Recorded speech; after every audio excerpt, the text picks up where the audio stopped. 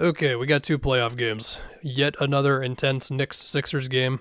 The Knicks move on, Philly's going home, and now we can start the very interesting Philly offseason conversation with cap space and the whole thing. I mean, people are going to get off their, Embiid legacy takes and all that stuff. That comes with the territory, I know. And then we will talk Bucks-Pacers, and we will do a whole big spiel about the Bucks and just a lot of conflicting feelings to have with how their season ended. And that series was, like I said, after every game, I was mentally exhausted. I think I said that in the last video. What was funny? The very first play of the fourth quarter, it was a Josh Hart offensive rebound and then a kick out to OG, and I was immediately like, yep, it's happening again. Another huge one was an Hart. He basically got a Tyson Chandler offensive rebound, which is when you don't grab it and then come down with it, you just hit it back out to the perimeter, which led to that OG dunk that was huge. Like always, you try to talk about the last few minutes, and then I attempt to try to tell a story about the whole game. So Philly was pretty set on doubling Brunson towards the end there. And I know that the Josh Hart 3 ended up being the big thing with that, but, earlier, like a couple minutes before that in the fourth, as Philly was coming back from, I think, like a 5-point deficit, you did get Josh Hart having to drive at Embiid in a one-on-one. And, I mean, he made a bucket like that against Embiid earlier in the game, but in the fourth quarter, he missed this one. And then, I think a play or two earlier before they committed to the doubling on Brunson, you had a really good defensive possession with Batum just doing a good job on Brunson 1v1.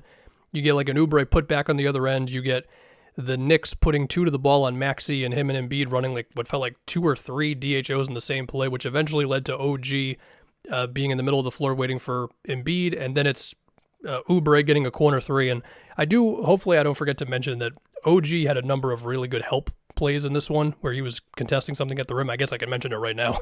Blocking Maxey or just having a good contest at the rim, or one time when he brought a quick double from the baseline onto an Embiid post-up. I think this one was on Hart, among the sometimes plays where they were going single coverage on Embiid post-ups, which led to him scoring on Hart on face-ups or hook shots or whatever. But one time they did bring the double with OG, and Embiid, he spins and he's kind of rushed, and so he took a jumper that you could tell he wasn't 100% comfortable on. But anyway, back to it. One of the times they did that, they did get an Oubre 3 out of it with OG having to rotate over to Oubre. So Philly was making the comeback. But then it was just a couple plays, man. It was the one time they do double Brunson. I mean, it was Oubre, and then I don't remember who the other one was. They were just, we are doubling this guy no matter what on this play, and it's Josh Hart open, top of the key. The Sixers are clearly going to concede this. I mean, Oubre, he's still closed out. They obviously don't want just Josh Hart having all day to take it. You talk about a gutsy 3, man. I mean, Josh Hart, his minutes in this series, his energy, his everything in this series, my goodness. But of course, you did still get the individual Brunson heroics. You got him drawing the foul on Oubre at the middle of the floor, where, I mean, there wasn't anything too complex. He just rose up with it when Oubre was behind him because he got the angle on him. Another time where he had, Oubre on him from behind. He had Embiid pretty much right there at the free throw line, and I think he had Buddy Hield also helping at the same time. There's 3 dudes around Brunson, and he somehow makes this pull-up 2 off of an Hart screen. Speaking of Hart, those floaters were going crazy off of, just screening for Brunson. Deuce had one massive pull-up 3. DiVincenzo just making flow of the game 3s. I guess to attempt to try to tell the story of more than just the last 5 minutes. So in the first quarter, when the Knicks got out to the big lead, it felt like Philly's energy was kind of bad, and also the Knicks, they're just making plays defensively. It's like Dante fighting around screens for Maxey really well, and then OG helping off at Tobias, because that was a switch that Thibodeau made at some point earlier in the series now. But then they were still mixing in doubles on Maxey as well, where then Josh Hart is helping on Embiid and he's trying to make a skip pass and that goes out of bounds. And so it was looking kind of ugly. And then I thought that the Sixers started having Embiid play higher up on screens, which was slowing down at least some of the Knicks' screen and roll actions. And then after that, you just saw Buddy Hield making a bunch of 3s off of Embiid post-ups, him getting doubled in the post and everything, right? And then eventually you got Embiid making 3s off of the Lowry screening for Maxey play that I was losing my mind on after game 2 or 3. I forget which one exactly. But this Knicks team, as they do, they just find a way. Enough offensive rebounds, enough Brunson tough 2-point jump shots, enough 3s from guys like Josh Hart where you're daring him to make it, or DiVincenzo. I mean, DiVincenzo was making some tough ones, or hell, when DiVincenzo beat Embiid on that switch, I got you on a switch, let me just go in a straight line, see if you can guard me. It was good stuff. As for Philly, I mean, you know what's crazy? I've actually seen a lot of Sixer fans be like, hey, at least Tobias Harris is gone.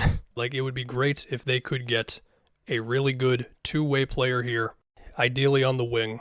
And I've already seen a lot of people make the suggestion of Paul George because, he hasn't agreed to an extension with the Clippers and the Sixers have cap space and the whole thing. If you force me to make a prediction, I think Paul George will be back with the Clippers next year, but who knows what's going to happen there. And look, of course, the Sixers were not good enough to beat the Knicks. I understand that. It does also matter that they ended up being the 7th seed because Embiid went down in the middle of the season, and some of that is, hopefully good offseason, meaning better team around you. Also, if he does go down again, they don't crater like they did. But also with Embiid's health, I mean, this is just going to be a fear every single season, man. Now, the pushback against what I just said there is, okay, but they were going to run into this Knicks team eventually, most likely with seedings and all that. Yeah, I get it. No, I do. I mean, this Knicks team's really good. But yeah, that was nuts. And it shows you how fast this stuff goes. We go from Maxey saved them in the previous game to, I think the Knicks did a pretty damn good job defensively on Maxey in this one. Now we're going to have a Knicks-Pacers series for round 2, and now we can go on to Bucks-Pacers. So I thought the story of this game, as far as the Pacers offense was concerned, is that they figured out the Bucks switching defense, where you have plays where, like, let's say TJ McConnell gets the Brook Lopez switch, and then he takes him baseline as Siakam is posting up Middleton, and he's got like good position on him, and so TJ just throws it over the top, and because Brook went with TJ on the switch, there's just not a whole lot of rim protection there. Or you would have, let's say, Siakam very early in a possession running like from the top of the key to the block, but doing it in a way to where Patrick Beverley basically has to go with him. And of course, Pat Bev, he's always going to play hard and all that stuff, but also it did draw 2 on the post up, and so then it's swing, Nesmith 3. Then you also had just signature Pacer things like TJ pushing it right off of a made free throw, and Nembhard sets him a really quick screen in transition, and then he's going downhill for a score. Or there's a turnover, and in 1 second, Obi Toppin is on the other side of the floor for a dunk. And then one more about attacking the switches. It's just Nesmith setting a go screen for Halliburton and then just getting out of there really, really fast. And so Malik Beasley, like, he kind of froze for a second, and then he went out to Nesmith, and by then he was open for the 3. I mean, that's a signature Pacer type of half-court thing. And then for the Bucks, I mean, anyway, let's talk about Giannis. And, I mean, look, Pacer fans are going to say, well, we beat him in the regular season, and Halliburton's still recovering from the hamstring injury, and whatever you want to do with all that, go for it. For me, the feeling that I have is honestly not a feeling after this whole Bucks thing, because it feels like we never really got to see where this could go. And I understand the regular season was rocky as hell. Okay, the perimeter defense was worse, and then Dame was inconsistent, and he and Giannis's chemistry never totally got to where we wanted it to get to. And then, Adrian Griffin's out, Doc Rivers is in, defense gets better, but they're still not like winning every single game, and there's quotes all the time about Doc. It's just, they were the funniest thing ever when Bleacher Report would make a new one. And even within all that, I was still just like, okay, but what about when the top 4 dudes are healthy and maybe the perimeter defense? I mean, it's always going to be a struggle, but I mean, every team has like something that they just have to deal with, right? But we just never got to see what it could be. I mean, Pat Bev was about the biggest acquisition they could realistically get. And now we go into the offseason, and I mean, like, yeah, obviously we will see if they can address the perimeter defense, and we will see nobody believes in Doc, I understand, but like, he's the coach, there you go. We will see if the Dame-Giannis chemistry can get better throughout the regular season next year. We will see if Middleton holds up next season. We will see. I mean, Brooks going to be a year older. I mean, everybody's going to be a year older, but you know what I mean with his age. Yeah, I don't know. Like I said, it's just a weird feeling with the way this Bucks thing ended.